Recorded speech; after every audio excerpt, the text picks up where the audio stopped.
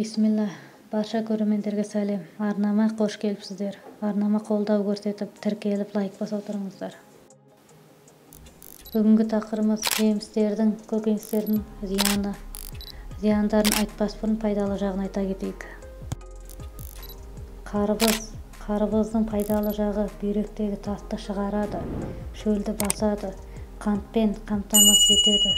Спортпен айналысатындар үшін таптырмас шөл басушы өнім. Қарбыздың зияны: ұйқы безі ауруы, несеп тоқтамау, сусамыр, ішек түйілуі ауруы барларға, сондай-ақ аяқ ауыр және жас босанған аналарға бұл жемісті сақтықпен жеу кеңес етіледі. Қарбызбен келген қантты кетіру үшін ағза көп су жұмсайды және ол сумен улы заттармен қоса пайдалы минералдарды ағып бүйрекке ауыр жүк түсіреді.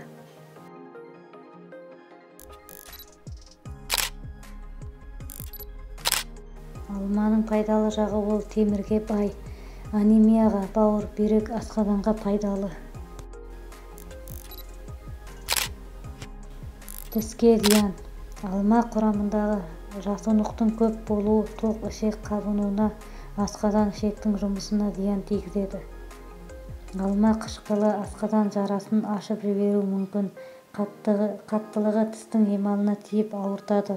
Алма шайын көп ішу қант диабетіне алып келеді.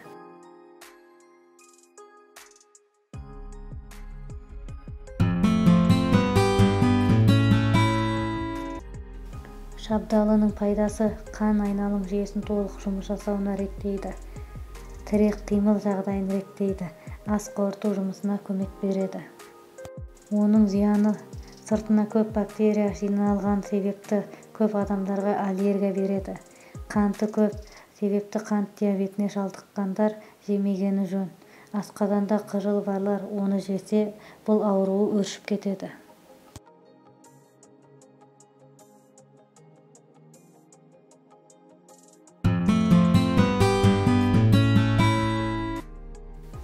Өрік жемісінің пайдасы: А дәрумені көзі, ол майда ериді және көру қабілетін жақсартады. Сондай-ақ бұл жемістер талшыққа бай. Бұл қандағы зиянды холестерин деңгейін төмендетуге көмектеседі. Ас қорыту жолын бұзылулардан қорғайды және ішектің үнемі тазаруын қамтамасыз етеді. Зиянды жағы: қант диабетімен ауыратындар үшін жеміс зиян. Қанты көп, іші өткізетін себепті панкреатитпен ауыратындарға да зиян. Қышқыл себепті гастритке болмайды.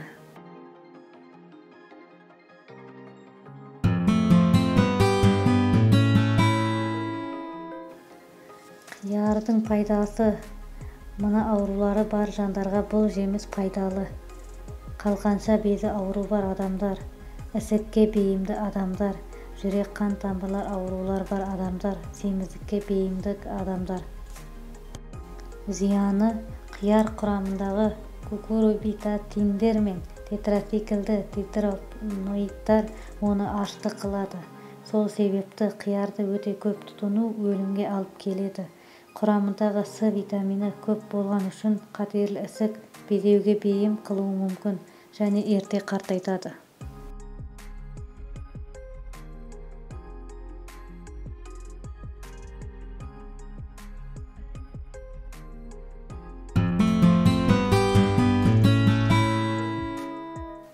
Қызанақтың пайдасы: бұл жидектер құрамында В, А, В, В дәрумендері, сонымен қатар калий, магний, натрий мен темір бар.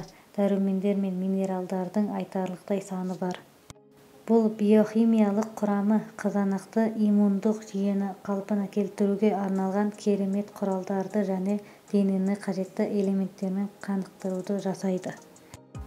Қызанақтың зияны: егер адамға холетилезбайн ауыратын немесе гастрит және асқазан төлінің қышқылдығы жоғарыласа, қызанақ жеп болғаннан кейін жағдай күрт нашарлауы мүмкін.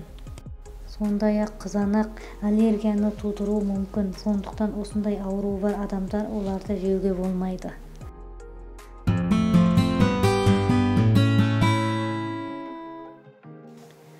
Кауын дейнаның пайдасы: кауын жасуунукка бай, сондуктан ишектин жумушун жаксартады. Кауындын курамында фолат, К дарумени жана магний бар. Олар сүйөктүн саулыгы үчүн аса маңыздуу. Кауындын курамындагы калий кан кысымын төмөндөтөт. Зыяны: бала эмдейтин әйелдерге зыян, сабийдин ас корутуун бузат, кант диабети, аскардан ишек жарасына бул жемис кауптуу, бүйрөк өт кабынуу бар жандар мөлшөр менен жеген жөн, және кауынды айран, кышкыл сүт, йогурт менен бирге пайдаланууга болмойт. Эстериңизге салайык, бул жемистер хронический оорулуу барларга немесе аса көп тутунган жагдайда гана зыяндуу болуу мүмкүн. Ал күндөлүктүү өмүрдө сиздин тутунуп жүргениңиз бул биздин ден соолугубузга асер этпейт. YouTube көрүү арнасы менен бирге болгондарыңызга рахмет.